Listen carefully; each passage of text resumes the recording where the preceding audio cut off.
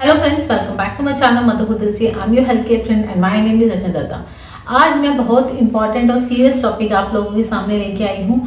ये एक कंसर्न है जो हर एक लेडीज को रहता है जिनका भी एमनियोसेंटेसिस टेस्ट हुआ होता है।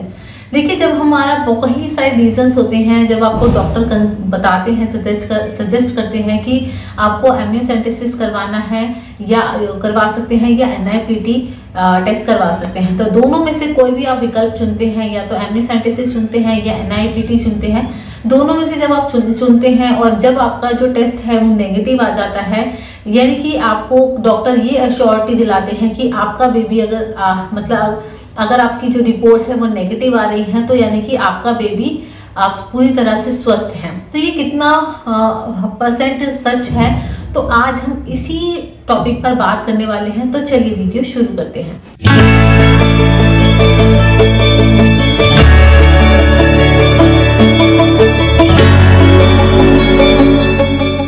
देखिए, बहुत सारे टेस्ट होते हैं जिनकी वजह से हमें बोला जाता है एमनियोसेंटेसिस टेस्ट करवाने के लिए या NIPT टेस्ट करवाने के लिए।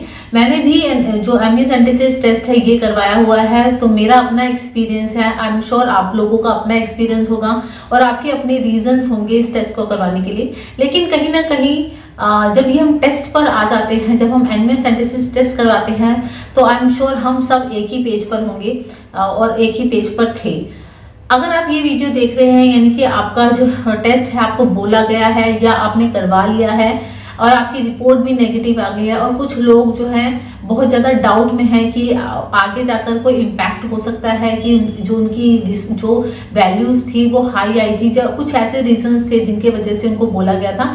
तो जब बच्चे की जो प्रोग्रेस होती है वो डिले होती है, तो कहीं ना कहीं जो हमारा फियर होता है वो बहुत ज़्यादा हाई हो जाता है, ये सोचकर कि जो टेस्ट करवाया था यानी कि रिपोर्ट नेगेटिव आई थी, इसका मतलब ये तो नहीं कि फिर भी हमारे बच्चे को कुछ ना कुछ प्रॉब्लम है, चाहे वो मानसिक रूप से हो, शारीरिक रूप से हो। तो हम उसकी प्रोग्रेस को देखने लग जाते हैं कि उसकी हमारे बच्चे ने कितनी प्रोग्रेस की है, यानी कि उसका जो माइलस्टोन्स है वो सही से कंप्लीट कर पा रहा है सही टाइम पे या नहीं, वो बहुत ज़्यादा ज़रूरी होता है। ऐसी जो चीज़ें हैं वो मैंने भी फेस की है, क्योंकि मेरे जो बेबी है, जो सेकंड बेबी था, जो कि मैंने 8 इयर्स बाद प्लान किया था, उसमें कई ज़्यादा मुझे दिक्कतें हुई और ये सब चीज़ों से मैं भी गुजरी, तो मैं आपकी चीज़ें समझ सकती हूँ बहुत अच्छे से।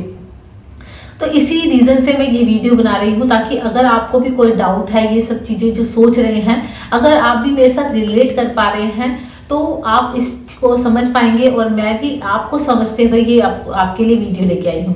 देखिए, जब हम माइलस्टोन्स की बात करते हैं, तो उसमें बच्चे का पहला कब वो बैठता है, कब वो अपने 2 वर्ड्स बोलता है, कब वो चलना सीखता है, कब वो पूरे तरीके से सेंटेंसेस निकालता है। तो ये सारी चीज़ जो माइलस्टोन्स हैं वो टाइम टू टाइम होने चाहिए। हाँ, कई बच्चे डिले भी होते हैं, लेकिन हम डिले जो बच्चे होते हैं, क्या हम उन रीजंस को उससे जोड़ सकते हैं कि बच्चों को कोई ना कोई प्रॉब्लम है, या लेट गो कर सकते हैं कि बच्चा सीख जाएगा।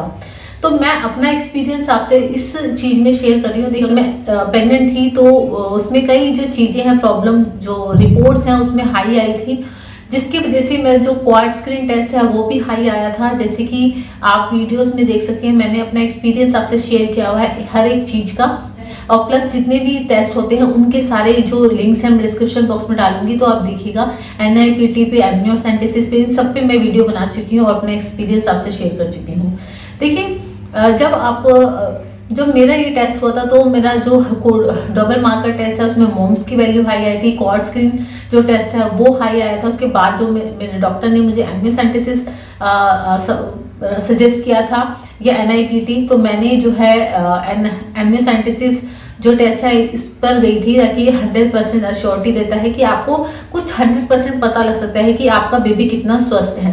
तो ये जब मैंने टेस्ट करवाया था, 10 दिन के बाद मेरे पास फिश रिपोर्ट आई थी। फिश रिपोर्ट जो होती है वो फर्स्ट रिपोर्ट होती है, 2 एमनियोसेंटेसिस की 2 रिपोर्ट आती है। अगर आपको नहीं पता तो आप मेरे वीडियो जाकर देख सकते हैं। तो उसमें नॉर्मल सब वैल्यूज आई थी, तो I was so happy and was ready to deliver my baby.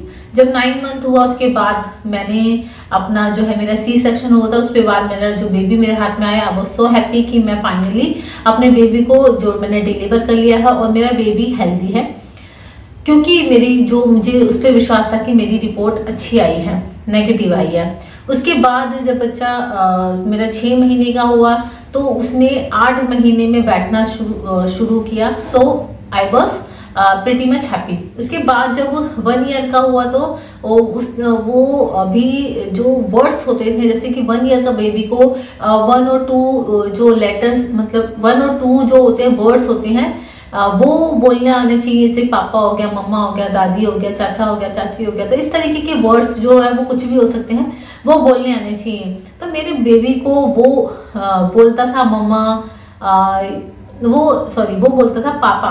तो पापा जो मेरी डॉटर है वो बोलती थी, तो मुझे लगता था हाँ वो मतलब सीख रही है। बाकी जो चलने का था तो क्योंकि जब मेरी डॉटर हुई थी उसके साथ 2 बच्चे भी हुए थे जो हमारे बिल्कुल नेबर में रहते थे, तो उनका जो प्रोग्रेस था वो बिल्कुल नॉर्मल हो रहा था। मतलब वो जो है 1 ईयर में ही चलने का स्टार्ट कर चुके थे या करने वाले थे। मतलब वो 1-2 स्टेप मतलब खड़े होकर और गिर जाते थे। बट जो विशु है, विशु के साथ ऐसा नहीं था। विशु क्या होता था, मतलब वो मतलब खड़ी नहीं हो पा रही थी। मतलब उसका भी मतलब ऐसा कुछ लग नहीं रहा था कि वो मतलब चलने के उस पर है।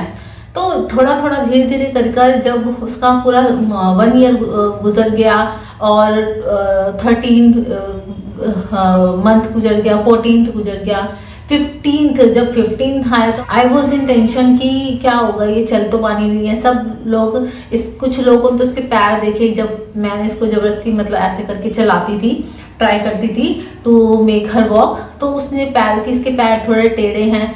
तो मतलब इतना कुछ जब चीज़ें होती रहती हैं तो आपका कहीं ना कहीं माइंड ये रहता है कि नहीं, क्या बेबी में सचमुच तो कोई दिक्कत नहीं है, ताकि क्या उसके माइलस्टोन्स पूरे नहीं हो रहे क्योंकि वो बोल पा नहीं रहा, अपनी बातें समझा नहीं रहा। तो इस चीज़ें से मतलब जो वो बिल्टअप है वो बनता रहता है। फिर उसके बाद वो जो मेरी डॉटर है वो चलना सीखी 16th मंथ में। अपने 16 मंथ में जो बच्चा है वो चलना सीख रहा है, तो वो भी ओके था क्योंकि वो एटलीस्ट मतलब चलना तो सीख रहा है, मतलब स्टार्ट कर दिया था उसने चलना। उसके बाद उसकी प्रोग्रेस जो है, मुझे लगा इसकी प्रोग्रेस मतलब बहुत धीरे धीरे है। उसके बाद जब ये विशु 2 साल की होने वाली थी, 15-20 दिन या आई थिंक 1 महीना रह गया था, जब 1 मंथ रह गया था तो मतलब मैंने देखा कि और बच्चे बहुत अच्छा बोल रहे हैं। जैसे मेरी जो फर्स्ट डॉटर थी उसके समय भी मैंने देखा कि बहुत अच्छा उसने कवर अप कर लिया था, बहुत अच्छा वो बोलती थी। लेकिन इस टाइम पर सेकंड प्रेगनेंसी में जो बेबी है, मतलब सेकंड बेबी का टाइम मतलब ऐसा नहीं हो रहा है, मतलब वो अपने माइलस्टोन्स प्रॉपर टाइम पे कंप्लीट नहीं कर पा रही है। उनकी जो 2 साल की होने वाली है और वर्ड्स मतलब बहुत कम, ना के बराबर वर्ड्स बोलती थी। तो ऐसा बोला जाता है कि 2 ईयर्स का बच्चा 50 वर्ड्स बोलना चाहिए। तो मैंने उसको वर्ड्स को लिखना शुरू करा। मैम ने अपनी जो मदर इन लॉ है उनके साथ बैठी, वो थोड़ा उन्होंने वर्ड्स बताया, अच्छा ये बोलती है, विशु ये बोलती है। मैंने भी बताया अच्छा विशु ये बोलती है। तो इस तरीके से मैंने 40-45 वर्ड्स उसके काउंट करे कि वो बोलती है। उसके बाद लेकिन उससे पहले भी मतलब मुझे बहुत ज़्यादा डर था, क्योंकि बोलती ही नहीं थी बिल्कुल। अपने हाथ पकड़कर जहाँ भी उसको जाना होता था हाथ पकड़कर किचन की तरफ ले जाती थी, हाथ पकड़कर वॉशरूम जाना है तो वॉशरूम की तरफ ले जाती थी। तो इस तरीके से मतलब बोलना चाहती ही नहीं थी। हर जो चीज़ें हैं वो हाथ पकड़कर इशारा कर बताती थी। इसके लिए मैंने बहुत सारे वीडियोस देख डाले। जितनी भी स्पीच थेरेपीज होती हैं अपने जो घर पे मैं करा सकती हूँ वो मैं करवाती थी। और मेरे माइंड में ये तक डर आ गया कि मैं अपने जो डॉक्टर है जिनसे मैंने टेस्ट करवाया था उनसे मैं एक बारी बात कर लूँ कि क्या दिक्कत है। लेकिन ट्रस्ट में जैसे ही 2 साल गुजरे, जो विशु है वो फटाफट मतलब ऐसी तरीके से बोलने लगे और बहुत अच्छा मतलब करने लगी।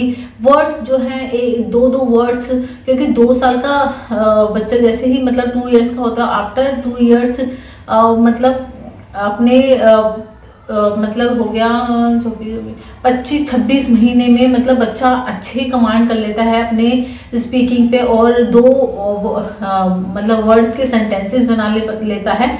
तो ऐसे करके मतलब विशु ने सडन पता नहीं क्या मतलब उसने मतलब अपने स्पीच में इतना ज़्यादा इम्प्रूवमेंट उसके आ गया, बहुत अच्छा वो बोलने लगी, अपना बातें समझाने लग गई, जो कि बच्चे को करना चाहिए। तो फिर हमारा जो है डर ख़त्म हुआ। अब मैं जो वीडियो बना रही हूँ, she is now 2.5 years old, 2.5 साल की है वो। Now she speaks all words, अपनी बातें सब चीज़ समझा लेती है, हर चीज़ बता देती है, जो भी उसको करना होता है, खाना होता है, पानी, सब चीज़ मांग लेती है। तो ये मैं इस वीडियो आपको ये सब चीज़ें इसलिए बता रही हूँ ताकि आप लोग भी अगर डर रहे हैं कि आपका बच्चे मतलब कि कोई प्रॉब्लम है और अगर उसकी जो माइलस्टोन्स है वो डिले हैं, तो इसका मतलब ये नहीं है कि बच्चे में कोई एबनॉर्मलिटीज़ है, यानी कि बच्चा आपका स्वस्थ है। आई होप कि आप उससे रिलेट कर पा रहे होंगे। अगर ये वीडियो आप देख रहे हैं तो आप वेट कीजिए। अगर बच्चे की आपकी स्पीच में कोई दिक्कत है, नहीं बोल पा रहा है, तो आप 25 महीने 26 महीने तक वेट कीजिए। 2 साल तक तो एटलीस्ट बोलते हैं कि आपको वेट करना होता है।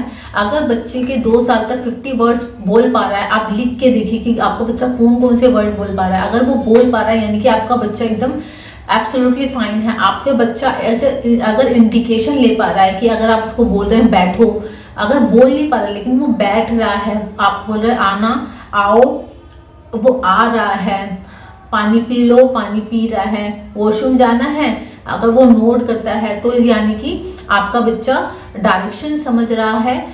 आपके जो ऑर्डर्स हैं, जो चीज़ें हैं आप बोल रहे हो, वो ले रहा है, यानी कि आपका बच्चा समझ पा रहा है। अगर 2 साल तक बच्चा बोल भी नहीं पा रहा है, अगर चीज़ें समझ रहा है, यानी कि आपका बच्चा बिल्कुल नॉर्मल है। स्पीच का जहाँ तक ले कि मतलब 26-27 महीने तक का बच्चा आपका थोड़ा वर्ड्स जो है बोलना बच्चे को आना चाहिए। अगर नहीं हो पा रहा है 26-27 महीने बाद भी, तो आपको अपने डॉक्टर से मिलना चाहिए और स्पीच थेरेपिस्ट से बात करनी चाहिए, ताकि आपका बच्चे को जो भी प्रॉब्लम है आप उस पर ध्यान दे सके, ना कि आप ये टेंशन लें कि आपका बच्चे को जन्म से कोई प्रॉब्लम है। तो ये मैं इस वीडियो में मेनली आपको बताना चाहती हूँ। आई होप ये वीडियो आपको पसंद आई होगी, और प्लीज़ वीडियो पसंद आती है तो लाइक कर दीजिएगा वीडियो को, चैनल को सब्सक्राइब कीजिएगा और इस वीडियो को प्लीज़ शेयर कीजिएगा। तो चलिए हम मिलते हैं नेक्स्ट वीडियो में, तब तक के लिए take care and bye bye, नमस्कार।